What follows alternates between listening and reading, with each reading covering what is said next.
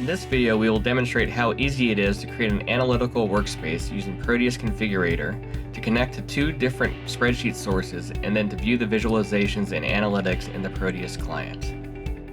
We're going to connect Proteus to two sample data sources in Excel, one being data that might come from an integrated master schedule, things like activity numbers, descriptions, start-finish dates, planned and expended hours, progress, etc. We're also going to connect to data that might come from an ERP system, such as jobs or supplemental schedule details. We have job numbers, the relationship to activity numbers from the integrated master schedule, description, start-finish dates, and additional fields. So now I'm in Proteus Configurator. What we need to do is first connect to these Excel workbooks. I've defined an activities and jobs connection ID. These connections can be just about any OLEDB data source, such as SQL Server, Oracle, MySQL, Access databases, SharePoint lists, etc., as well as JSON files, XML, and web services. So ultimately, anywhere we're getting data from, we need to define a connection. Once we've defined those connections, we will write or use a data source to get data from those connections that we'll use in our Proteus workspaces. So here I have a data source called activities using that connection I just defined for activities, and I'm querying a sheet in that workbook called activities. And I have another one for jobs. So essentially when I run the query, Proteus is going out to that Excel workbook, querying the sheet, and then getting the same fields of data that you saw in the Excel that I can now use for my data sets in my workspace. Go ahead and persist these data items, and I'm getting the same thing for jobs. So now that I'm getting data from these sources, the next thing I could do is build a solution around this, which Proteus calls a workspace.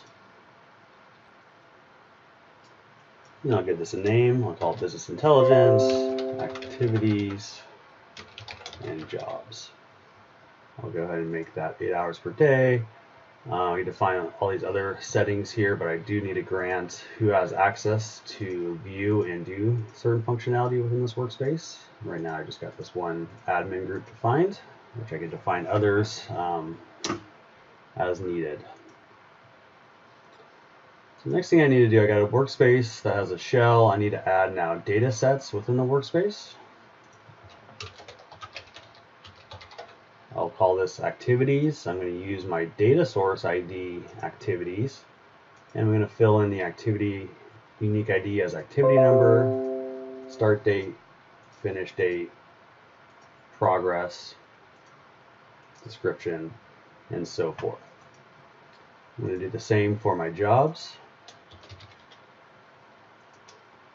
using that jobs data source, and this time I'm going to say that jobs have a parent of activities. And as I define the unique ID for my jobs, I could define my parent ID, which is activity number, and then the other fields in that data source that are applicable here. So at this point, I can save my changes, go over to Proteus, and just by that little bit of information, I can go out and here's my workspace I could select.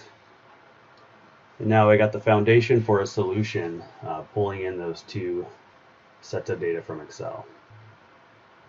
So we're doing nothing more than making those connections, writing a query, and defining the data sets within the workspace. Now in Proteus, I get a Gantt chart automatically built. I get my jobs data set details, and I have the relationship between the two. I could drill down into activities and see those related jobs. And at this point now, I could continue tailoring this workspace to make it functionally appeasing as possible for my end users. We have now shown you how to easily build an analytical workspace easily in less than 5 minutes. Please see our other videos that enhance our analytical workspaces to introduce more capabilities.